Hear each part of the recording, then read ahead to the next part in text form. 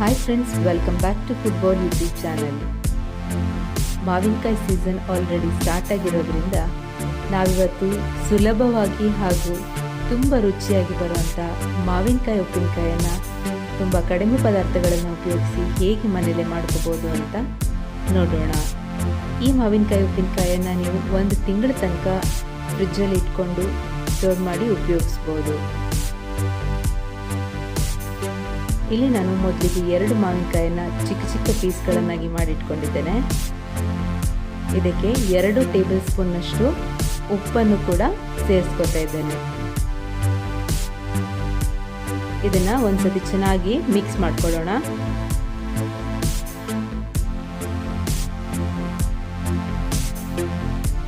ನಂತರ ಇದನ್ನ ಒಂದು ಗ್ಲಾಸಿನ ಬಾಟ್ಲಿಗೆ ಹಾಕಿಟ್ಕೊತಾ ಇದ್ದೇನೆ.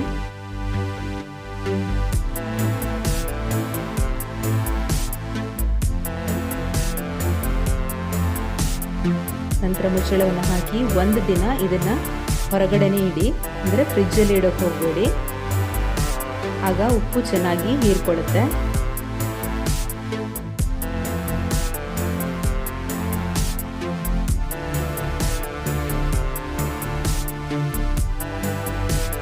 ನೆಕ್ಸ್ಟ್ ಡೇ ನೋಡಿ, ಉಪ್ಪು ಚೆನ್ನಾಗಿ ಕರಗಿದೆ, ಮಾವಿನಕಾಯಿಗೂ ಕೂಡ ಉಪ್ಪು ಚೆನ್ನಾಗಿ ಹೀರ್ಕೊಂಡಿದೆ.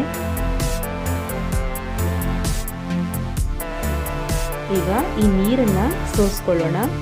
ಈ ನೀರನ್ನು ಉಪಯೋಗಿಸ್ಲಿಕ್ಕಿಲ್ಲ, ಪೂರ್ತಿಯಾಗಿ ಡ್ರೈ ಆಗೋ ಥರ ನೀರನ್ನ ಸೋಸ್ಕೋಬೇಕು.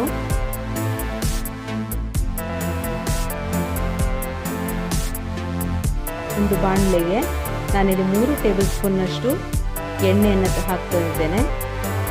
ಇದಕ್ಕೆ 1 ಟೇಬಲ್ ಸ್ಪೂನ್ನಷ್ಟು ಸಾಸಿವೆ ಕಾಳನ್ನು ಕೂಡ ಹಾಕ್ಕೊಂಡು ಚೆನ್ನಾಗಿ ಫ್ರೈ ಮಾಡ್ಕೋಬೇಕು. ಸಾಸಿವೆ ಚಿಟಪಟ ಅಂದ ತಕ್ಷಣ ಗ್ಯಾಸನ್ನು ಆಫ್ ಮಾಡಿ 2 ಟೇಬಲ್ ಸ್ಪೂನ್ನಷ್ಟು ಅಚ್ಚಕಾರದ ಪುಡಿಯನ್ನು ಕೂಡ ಸೇರಿಸ್ಕೊತಾ ಇದ್ದೇನೆ. ಗ್ಯಾಸನ್ನು ಆನ್ ಮಾಡಿ ಹಾಕಬೇಡಿ, ಹೀಗೆ ಹಾಕೋದ್ರಿಂದ ಖಾರದ ಪುಡಿ ಕರಟ್ ಹೋಗುತ್ತೆ, ಇದರಿಂದ ಉಪ್ಪಿನಕಾಯಿ ಕಹಿಯಾಗಿ ಬರುತ್ತೆ.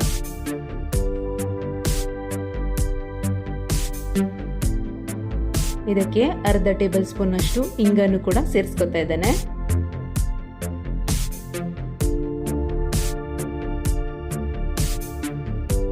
ಈಗ ಮಾವಿನಕಾಯಿ ಪೀಸ್ಗಳನ್ನು ಕೂಡ ಇದಕ್ಕೆ ಹಾಕಿ ಚೆನ್ನಾಗಿ ಮಿಕ್ಸ್ ಮಾಡ್ಕೊಳ್ಳೋಣ.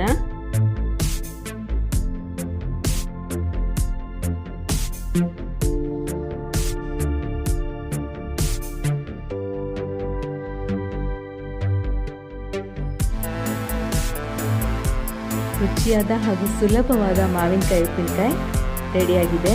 ನೀವು ಕೂಡ ಟ್ರೈ ಮಾಡಿ, ನೀವು ಖಂಡಿತ ಮತ್ತೆ ಮತ್ತೆ ಮಾಡ್ತೀರಾ. ಈ ಉಪ್ಪಿನಕಾಯನ್ನು ತುಂಬ ಟೇಸ್ಟಿಯಾಗಿರುತ್ತೆ. ಇದನ್ನು ಗ್ಲಾಸಿನ ಬಾಟಲ್ಗೆ ಹಾಕೊಳ್ಳೋಣ. ಈಗ